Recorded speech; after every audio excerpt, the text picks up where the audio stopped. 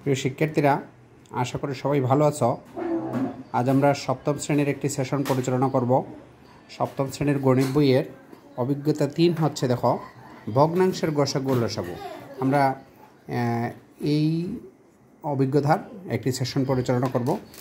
তাহলে চলো, অভিজ্ঞতা 3 হচ্ছে তোমাদের ভগ্নাংশের গসাগু ও লসাগু। এটা হচ্ছে পেজ নাম্বার 59।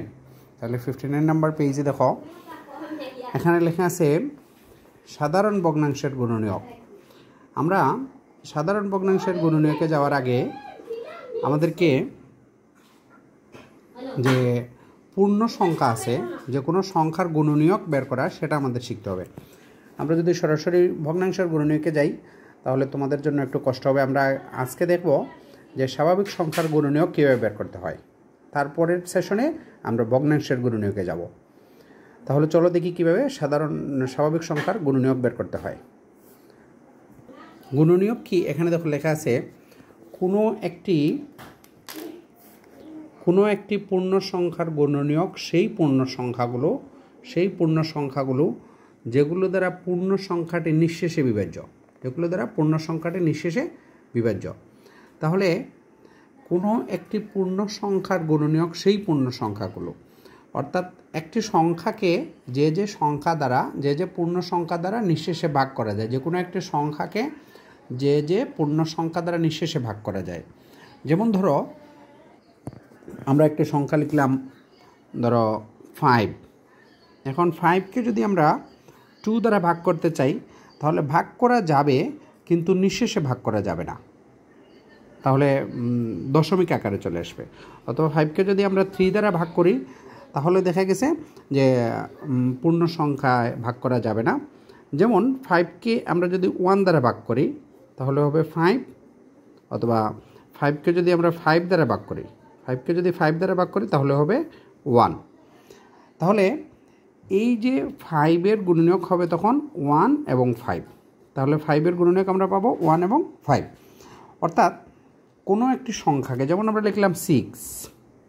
এখন 6কে আমরা কী দ্বারা ভাগ করতে পারি? 6কে আমরা 1 দ্বারা ভাগ করতে পারি, 6 × 1 6। 6কে আমরা 2 দ্বারা ভাগ করতে পারি, তাহলে 2 × 6, তাহলে 2 × 3, দ্যাট মিনস 6। 6কে আমরা 3 দ্বারা ভাগ করতে পারি, তাহলে হবে রেজাল্ট হবে 2 × 3, দ্যাট মিনস 6। 6কে আমরা 6 দ্বারা ভাগ করতে পারি, 6কে 6 দ্বারা ভাগ করতে পারি, 6 × 1 6। তাহলে 6-এর গুণনীয়ক আমরা পাবো 1 2 3, তারপর 6। 1 1 2 3 6, কারণ 1 দ্বারা 6কে ভাগ করলে 6 হবে, 2 দ্বারা ভাগ করলে 3 হবে, 3 দ্বারা ভাগ করলে 2 হবে, 6 দ্বারা 6কে ভাগ করলে 1 হবে। তাহলে আমরা বুঝলাম কোনো একটি সংখ্যাকে যে পূর্ণ সংখ্যা দ্বারা নিঃশেষে ভাগ করা যায় সেগুলো হবে গুণনীয়ক। আমরা এভাবে আরও কয়েকটি গুণনীয়ক বের করি। যেমন ধরো বললাম 8-এর গুণনীয়ক। তাহলে 8-এর গুণনীয়ক আমরা কীভাবে বের করব? তাহলে আমরা নর্মালি এইভাবে ভাগ না করে এইভাবে বের করতে পারি, 8 = 1 × 8। তাহলে লিখতে পারি 2 × 4। আর কোনো সংখ্যা দ্বারা 8কে ভাগ করা যায় না।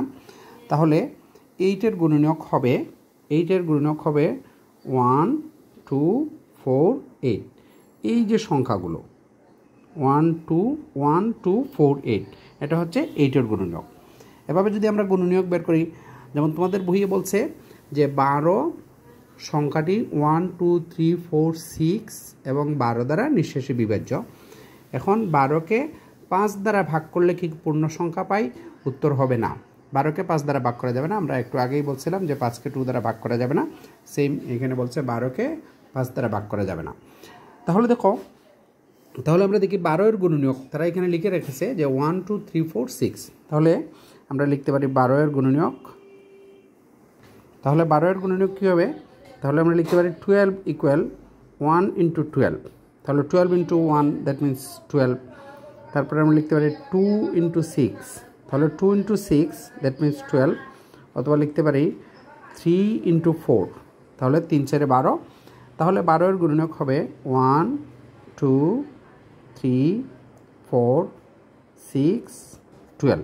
তাহলে আমরা 12-এর গুণনীয়ক পেলাম 1 2 3 4 6 12। এভাবে আমরা আরও দু একটি সংখ্যার গুণনীয়ক বের করি, যেমন 18 এর গুণনীয়ক। তাহলে দেখো 18 এর গুণনীয়ক আমরা কীভাবে বের করব? 18 এর গুণনীয়ক আমরা লিখতে পারি 18 ইকুয়াল 1 ইন্টু 18, 1 ইন্টু 18, এটাকে আমরা লিখতে পারি 2 ইন্টু 9, এটাকে লিখতে পারি 3 ইন্টু 6। তাহলে দেখো 18 এর গুণনীয়ক হবে 1 2 3 6 9 18। অর্থাৎ এই সংখ্যাগুলো দিয়ে 1 দ্বারা, 2 দ্বারা, 3 দ্বারা, 6 দ্বারা, 9 দ্বারা, 18 দ্বারা 18কে নিঃশেষে ভাগ করা যাবে। অন্যান্য সংখ্যা দ্বারা ভাগ করা যাবে, কিন্তু নিঃশেষে বিভাজ্য হবে না। তাহলে যে সংখ্যাগুলো দ্বারা, যে সকল পূর্ণ সংখ্যা দ্বারা কোনো একটি পূর্ণ সংখ্যাকে নিঃশেষে ভাগ করা যায়, সেগুলো হচ্ছে গুণনীয়ক। তাহলে আমরা এখানে 8 এর গুণনীয়ক বের করলাম, 12 এর গুণনীয়ক বের করলাম, 18 এর গুণনীয়ক বের করলাম। এভাবে আমরা বিভিন্ন স্বাভাবিক সংখ্যার গুণনীয়ক বের করতে পারি। আজকে আমরা তোমাদের আরও কয়েকটি কাজ দেব, যে 24 এর গুণনীয়ক নির্ণয় করো, 24 এর গুণনীয়ক নির্ণয় করো। আজ তোমাদের জন্য আমরা কয়েকটি কাজ দেব। আমরা বেশ কয়েকটি বের করেছি। দেখো 18 এর গুণনীয়ক বের করছি, 3টে করে দিলাম। 8 এর গুণনীয়ক, 12 এর গুণনীয়ক এবং 18 এর গুণনীয়ক। এবার তোমাদের কাজ 24 এর গুণনীয়ক নির্ণয় করো, 30 এর গুণনীয়ক নির্ণয় করো, 36 এর গুণনীয়ক নির্ণয় করো, 45 এর গুণনীয়ক নির্ণয় করো, 50 এর গুণনীয়ক নির্ণয় করো। এই কাজগুলো করে তোমরা ছবি তুলে আমাদের কমেন্ট বক্সে জানিয়ে দেবে। এবং বিশেষ করে সপ্তম শ্রেণীর শিক্ষার্থীরা তোমরা এই কাজগুলো করবে। পরবর্তী সেশনে আমরা ভগ্নাংশের গুণনীয়কে যাব। আসলে আমাদের এই সেশনটি হচ্ছে ভগ্নাংশের গুণনীয়ক। ভগ্নাংশের গুণনীয়ক করতে গেলে আমাদেরকে যে কাজটি করতে হবে, যে সাধারণ সংখ্যার গুণনীয়ক প্রথমে জানতে হবে, তারপরে আমরা ভগ্নাংশের গুণনীয়কে যাব ইনশাল্লাহ। তাহলে পরবর্তী সেশনে আমরা ভগ্নাংশের গুণনীয়ক নিয়ে আলোচনা করব। আজ আমরা স্বাভাবিক সংখ্যার গুণনীয়ক বের করা শিখলাম, এবং এভাবে আমরা কন্টিনিউ ক্লাসগুলো নেওয়ার চেষ্টা করবে। তোমরা যারা সপ্তম শ্রেণীর স্টুডেন্ট রয়েছে আমার স্কুলের অথবা এই সারা দেশের স্টুডেন্টরা আমাদের ক্লাস দেখে থাকো, সবাই আমার চ্যানেলটি সাবস্ক্রাইব করে দিবে, যাতে পরবর্তী সেশনগুলো তোমরা সহজে পেতে পারো এবং আমাদের সাথে থাকবে। আমরা কন্টিনিউ এখন থেকে সেশন পরিচালনা করার চেষ্টা করব। ধন্যবাদ সবাইকে। সবাই ভালো থাকবে। সামনে তোমাদের ষান্মাসিক সামষ্টিক মূল্যায়ন আসতেছে।